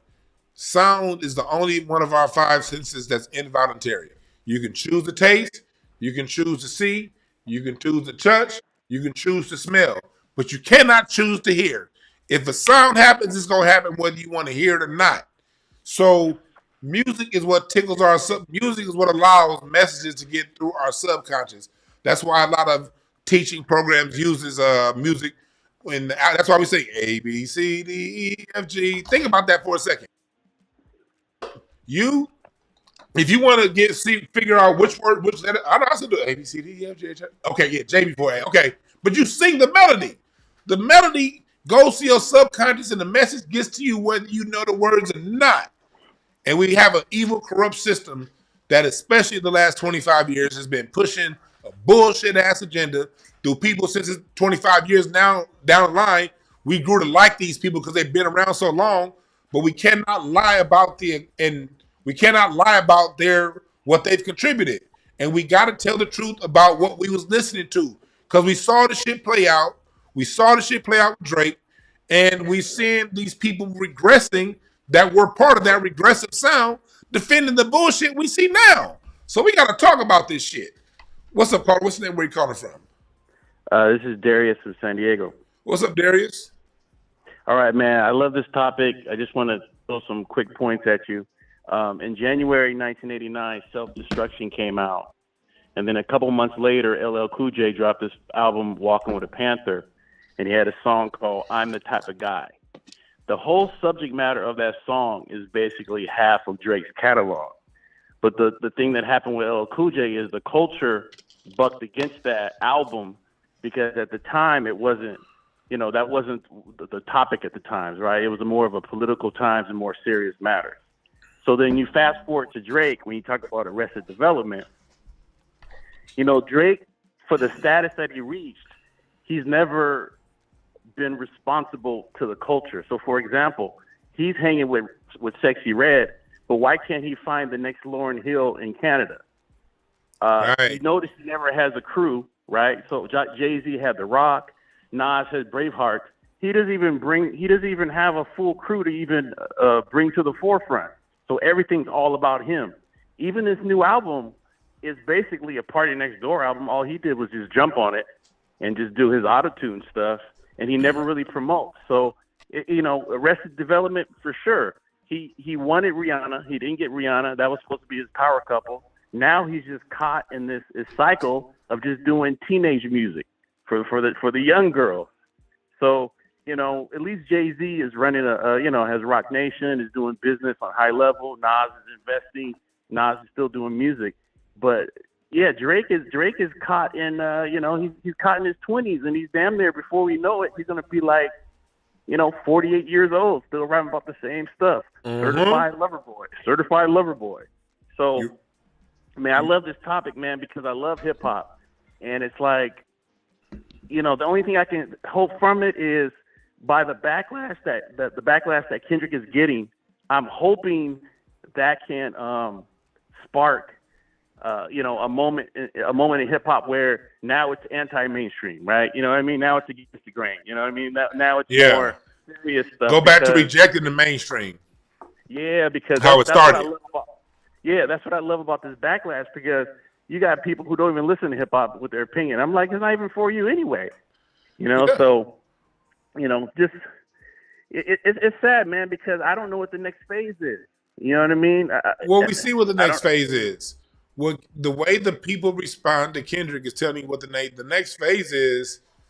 And I said on my show yesterday, you can't stop time. We're at a time where audiences want a little bit more out of their art.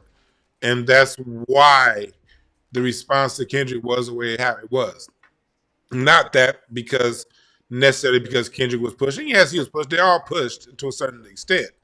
But the level of people, the way they respond to Not Like Us, the way they responded to really when GNX dropped, that let me know it was real, because what Kendrick did was he dropped if this was 2007, the top prime of the fuckboy era of hip hop, GNX would have gone boo boo, because it was a straight up that would have been known as a West Coast mixtape. That's what they would have called it back then. Oh, that's just a West. Well, they still low key calling it regional, but that region took over the world, and that's what music is supposed to be. Music is supposed to be regional. It's supposed to be personal. It's supposed to be about. It's supposed to sound like where you live. That's true music. So what we saw was when GNX dropped, we saw the world respond favorably to a sound of an artist's environment, not an artist chasing a hit. So we saw a little bit of a change last year. Because remember in 2023, they were saying, okay, we about to start investing in Afro beats. Hip hop didn't have, even though Drake was still on top, hip hop didn't have any big hits. The hip hop was for the most part dead in 2023. Now, for people to respond the way they responded, that just shows me. I look at the tides of the people. Like when all the stuff that I'm talking about right now, I saw the same stuff happening live in time when the Blueprint dropped by Jay-Z, because I was 2021 back then. And I was like, yo, this is what we accepted? And I was like, oh shit. And I didn't know. I just felt something. And what I felt was, okay, this shit's really changing for real. We're not going back to the 90s. When Blueprint dropped, just something in me knew that we're not going back to 92. I had been wanting it to go to where it was. When I say go back to 92, I mean diverse, arrayed. We listen to R&B, we listen to rap, we listen to TLC, and we listen to Arrested Development, and we listening to Shock G and them. Know I'm talking about, and Too Short, and we listen to the Outkast. That's what I was like. I saw the music getting more and more boxed in, and then when the Blueprint dropped, it was like, oh shit. And that's what we got for the next 20 years. Now, with GNX dropping, seeing the way people responded, it's just something in my instincts tell me the record label see this. The only thing where they're going to be able to duplicate that is to support somebody who's doing something from their region internally, purely as an artist. That's where it seems to me is going. I agree with that, because when Cali is on, it's a regional sound, and that forces everybody else to do their music. So I'm hoping Atlanta starts to do Atlanta, especially New York, because they fumbled. They got rappers like A$AP Rocky taking all these A$AP just has a style of taking like here, Houston, whatever. I want to hear New York. And then one last quick point. The first caller mentioned gatekeeping. It can be done because gospel music gatekeeps. Hell yeah, dude. Shit. You ain't lying. From Korea, you can be from Korea. If you got a good voice, it don't matter. If the people, if Shirley Caesar say you can't sing, you don't get in the door. So we gatekeep gospel music. We could gatekeep hip hop if we wanted to. And it's funny you say that, because that my documentary I'm working on right now is the gospel roots of pop music. And I talk about that in just a segment that I filmed the other day. How in gospel, at some point, it's everything. When you a kid, yeah, they'll allow anyone in, but if you gonna stay, you gotta slay.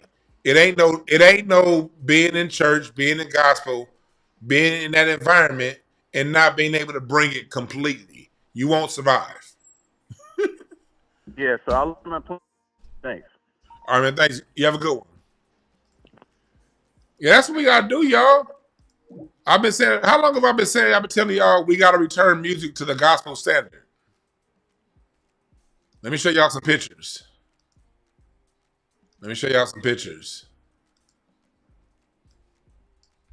I was filming my doc yesterday, and when I was in there, Rocky came with me. Let me see here. Y'all see? Rocky came with me. You see, this is while I was on camera talking. Rocky decided this, and Rocky was chilling too. Rocky came with me. Look at him. Look at Rocky. He was chilling. My wife was there with me.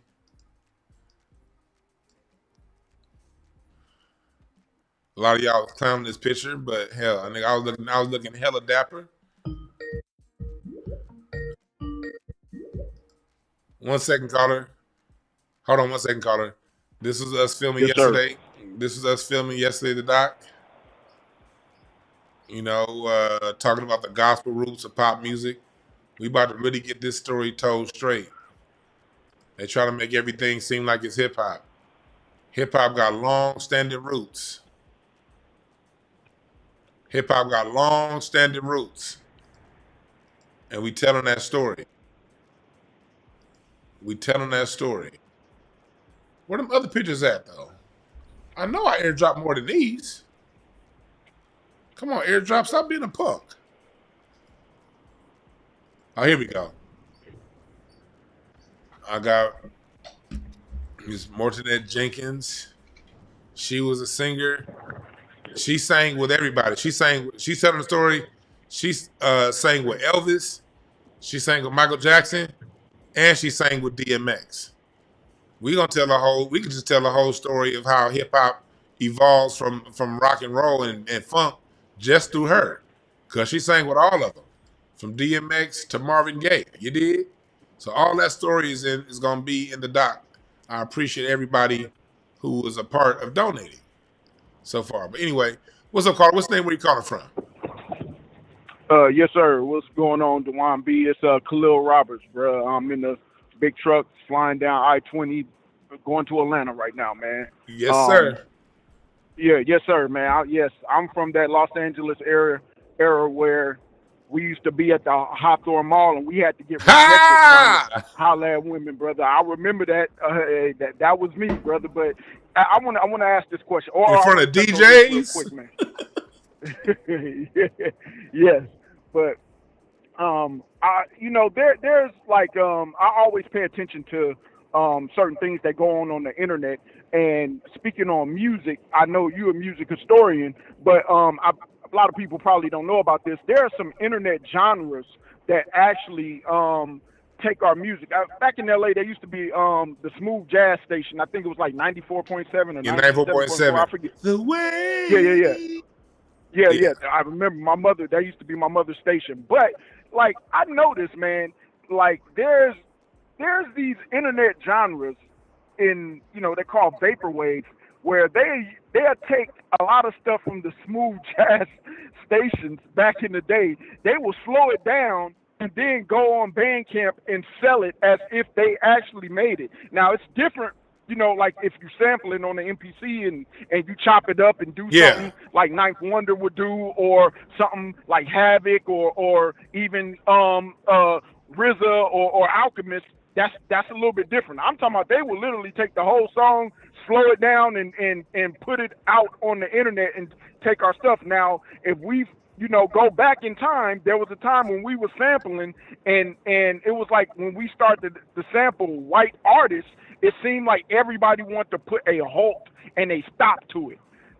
So but now we have these internet genres that sample all of the music, and they do it very quietly and sneak it out. You get what I'm saying? So, just something I just want to throw out there, man. This, it's kind of crazy, man. Just ironic, and which lets me know, back to what you were saying, is we do have a value on our stuff that is priceless. And I land there, brother. Yes, sir, man. Thanks for the call. Thank you, you're right. Like, we gotta get to the point to where culturally sampling is whack on any level. Because when we get there, it's gonna stop other people from doing it. We got to get back to the mindset we had in the 70s. I talked plenty. I've had hours of conversations with Mr. James Carmichael about that thing. I remember asking him one time, and specifically, I was like, and I kind of knew the answer before I asked him, but I still asked him. I said, so, back in the 70s, I said, was sampling? I said, was that something that was allowed?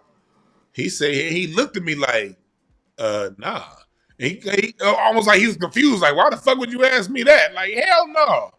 He was like, no, our mindset back then was, he said, you couldn't sound like nobody else. He said, if it came close to you sounding like somebody else, it was a problem. Now, you can take what somebody else did and recreate it in your own way, but to lift somebody else's work and put it in your work, he said that just wouldn't be allowed. It just wasn't acceptable. And when that was the standard, nobody sampled our shit. Not even the white people. They had to find their own goddamn cheese down way to do it. But when we said it's cool and we gonna do it, that's what made it a thing. And it's not gonna stop being a thing. People ain't gonna stop getting their shit stolen until we develop a mindset of, okay, we gotta start moving forward again. That was the standard from beginning, literally up until 1985. Literally, that was the standard. What's up, caller? What's your name? Where you calling from? Hello? Yes, sir. Yeah. How you doing, brother, man? This is Mustafa. I'm calling from St. Louis. Mustafa from St. Louis. What's on your mind? Yeah, I just called in, man, because I I hear you talk about the state of hip hop and just music in general a lot, and I see what's there. I know you know it. There's a shift taking place in hip hop now as we speak, right?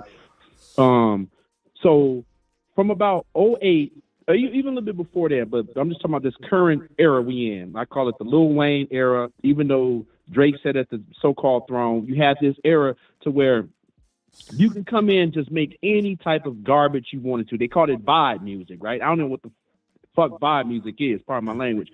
But you had all of these artists just coming out, just not really saying anything, not attacking any social issues. The music wasn't good. It was just a bunch of, I don't even know what to call it, just a bunch of 808s and fast hi-hats and people were just, and for real, people were just kind of riding with it. So what happened, Kendrick put he put a dent in the game, right? And this is what I mean by that. So you have a few artists coming out talking shit. You got 21 Savage, Quavo, all these people talking shit. And the reason they're upset with Kendrick sitting in that position is because they can they're not going to be able to get away with the bullshit they make. Yes. Because the blueprint now, like a lot of my nieces and nephews and stuff like that, that's younger. I'm not talking about these niggas that's in their 30s that keep calling themselves young. You're not young, right? I'm talking about people that's 14, 13, 11, that their introduction to hip hop was Kendrick. So when you fast forward 10 years from now, you're going to see a lot more people making music like Kendrick, with music with substance, music saying something. Because you got to think about this. When we had all these police shootings going on, who said anything? Drake was sitting at the throne, so the industry followed him. Mm-hmm. So all of those guys was like, hey, just party. Nigga, we've been partying since Obama been in office, man. Yeah. Like, come on. Like, damn. Like, it's cool to party, but nigga, hip-hop has not said nothing in years. So Kendrick sitting at that throne. This is why Boosie's so upset. This is why 21 Savage is so upset. Quavo, these niggas so upset because now I think the industry, they won't be able to survive in that type of industry. in my opinion. They're gonna have and they forgot people like Boosie. These people forgot that they were put on like given access to our ears because of the degeneracy. He has to thank the Yin Yang twins. Boosie has to thank all them that whole Shorty Low, all that stuff, the Lil Jon sound, even the Ti sound, all of that stuff was purposely given a greater access because they had to quietly, slowly turn the vibration of what we think about down. What we listen to is what's going to play in our subconscious, whether we want to or not. We have no choice in that matter. That's why it's called the subconscious and the unconscious. We only have a choice over 10% of our brain activity. Other 90%, we ain't got no fucking choice on it. So if you start with the trap and you end with emo Drake not taking responsibility for yourself, I want to fuck your girl music, what's going on in your psyche and how your relationship with other men and with women. You hate you on one hand, you don't trust dudes because you was too busy trapping in your early music diet, and in your later music diet, you turn it around and you saying, "Yeah, I'm gonna fuck your girl." So, what is your true relationship like? How do you function around other grown men? How do you function? How do you look at your women when you haven't spent any time getting some Patti LaBelle in your life, some Stephanie Mills in your life, a woman that can sing to you and calm your angry ass down. Don't nothing calm you down like a black woman singing. You ain't got none of that. All of your love music is Drake and not Tony Braxton. That's the problem. Right, bro. And I hate this. Why the fuck do they keep calling this shit he's doing R&B? That's not fucking R&B. That's not R&B. That's not R&B. That's crying hoe nigga music, man. But I got a lot of calls coming, man. Thanks for giving us a call. All right, bro.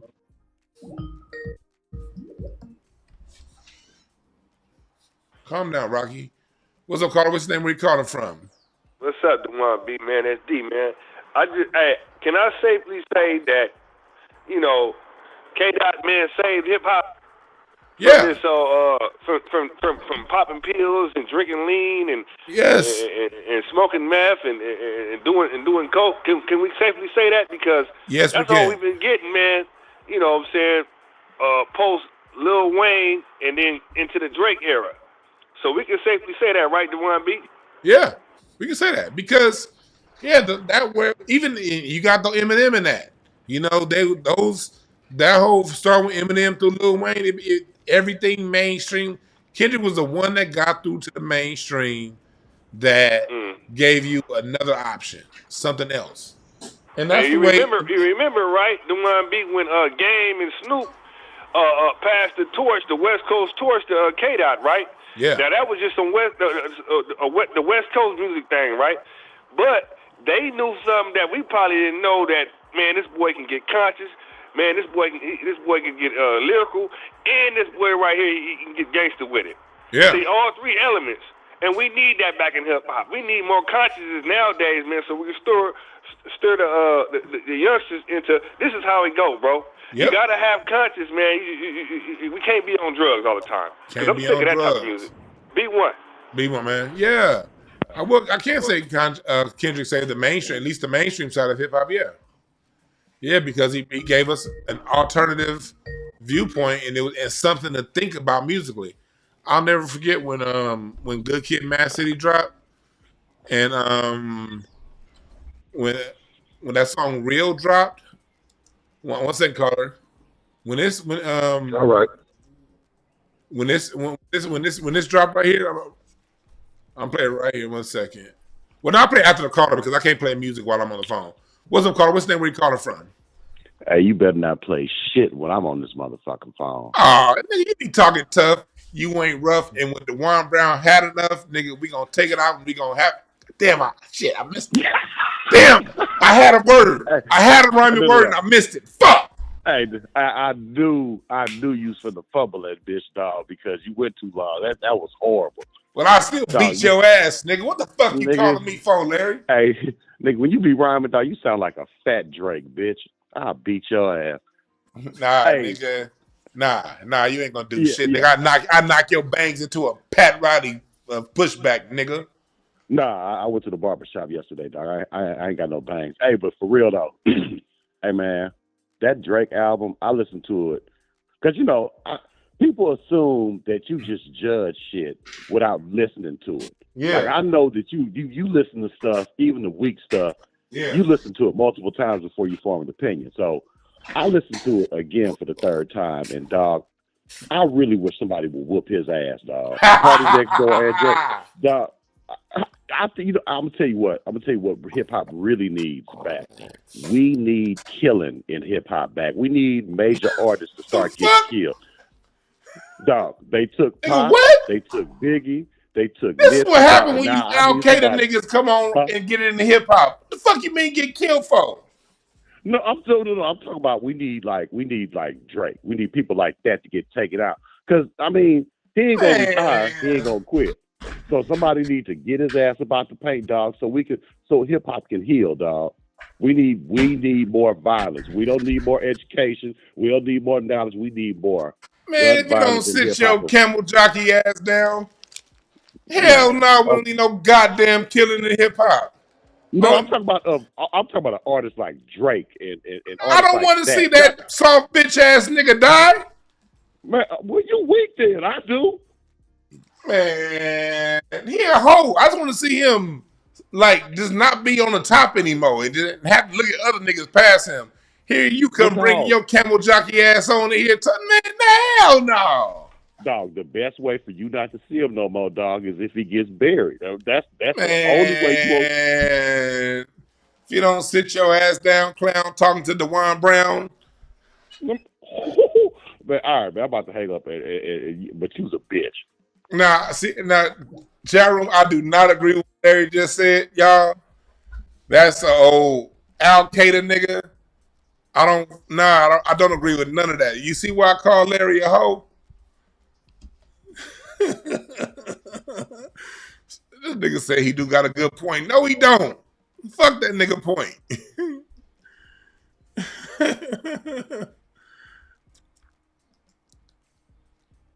But this is when I knew Kendrick was on some introspective real shit. Like he can really write. When this one came out here. Living in a world that come with plan B, cause plan A never relay a guarantee, and plan C never could say just what it was. When I heard that lyric, I wish I could play this whole part. Cause this song dropped at a time to where I was having a lot of plan Bs and not really jumping all the way off into what I do. And I didn't right away after this album dropped. It took a few more years for me to really jump off the ledge and do some of the things that I wanted to do.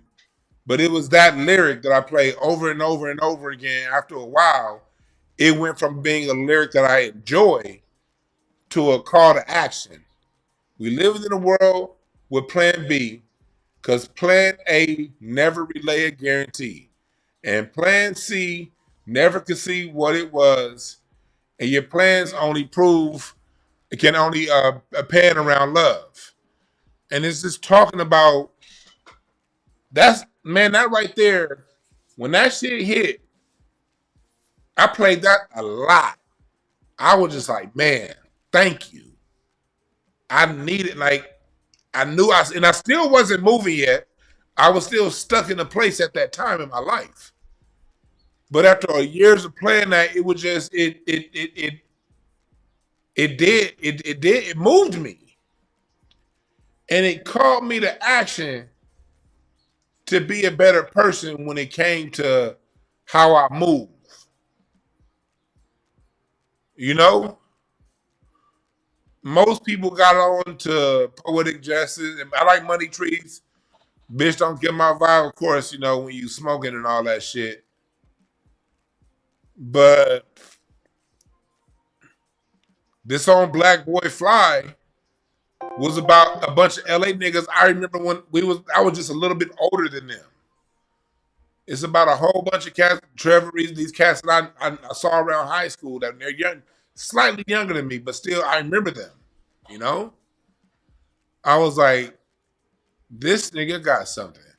And that song Real is the one that really, showed me, what it was. And what that caller just said, you know, before callers, people coming in, you got young kids. That's what their foundation is. And to close out what we're talking about today, hip hop's maturity problem. We see all the things with Drake's music. You see what 50 Cent doing. You got Rick Ross celebrating the fucking drug dealer. You got all these hip hop pundits who were critical of Kendrick for doing a Super Bowl that told the story of America because they head wasn't bobbing. You fucking empty head ass nigga. Somebody need to throw a rock at your head so we can hear that loud ass bell ring. Dong. Because it ain't nothing up in that rock head of yours. Times are changing. Them days of idiot entertainment are coming to an end. Idiots will always have a place in entertainment, but you fucking idiots that don't want nothing of substance, you guys have had a 25-year-long run. You've had all the Jay-Z booty-shaking music. You spent all your goddamn money. You had all the Lil Wayne and Eminem pill-popping and lean-drinking music. You fried your fucking brain out. And you had all the Drake simping, spending your money on bullshit, but not able to sustain a successful relationship between you and another woman, nor maintain a relationship of integrity between you and other men. You've had your mainstream time. Your time is over. All the gangsters are fucking internet gossipers now, canceling concerts and being trolls on the fucking internet. All the lover boys are just low-key soy boys, can I say that? You and your 40 still calling yourself the boy? I'm not going to call the certified lover boys pedophiles, but I will call a lot of y'all certified lover boys soy boys. Can't maintain a constructive relationship with women, arguing with women, fighting with women. A woman don't want to give you her phone number, you want to sock her. And if a man says something that you don't agree with, he's hating. You wimps have had your time. It's time for the rest of us who want a little bit more substance out of our entertainment to get something out of it. Why? Because it's always been that way. I mean, that's the original intention of music, to inform and to teach through an entertaining fashion. And everything returns back to its original archetype. And Black American music is born out of the spiritual experience. The spirituality in our music existed long before the genre of gospel came about in the 1920s. The genre of gospel has only been around for about 100 years. The spirituality has been there since inception. And at some point, the music got to get back to the spirituality, and it got to get back to the sounds that are in tune with the spirit. And Kendrick's music is in tune with the spirit, and that's why I gravitate towards it. And I encourage and I look forward to more artists, whatever you sing, country, southern soul, rhythm and blues, rock, pop, hip hop. If you're still doing bebop, whatever it is, make it from the soul, nigga. I know you got soul. If you didn't, wouldn't be in here. I know you got soul. No more zesty jabs. Drake.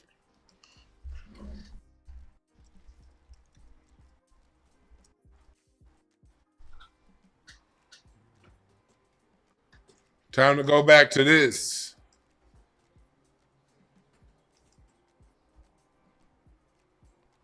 And why ain't you playing?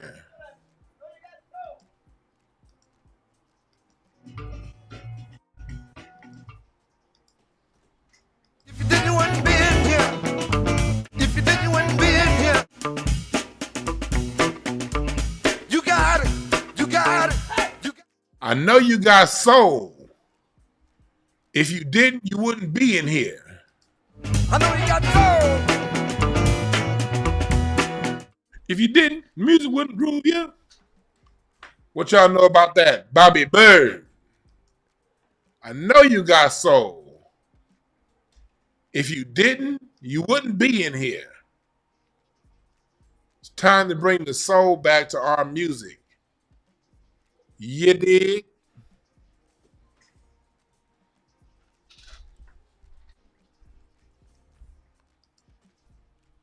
Go to DewanB.com. Get your Black American History Month t-shirts. BreakthroughCards.com. Book your reading. All right? Y'all have a good one. We out.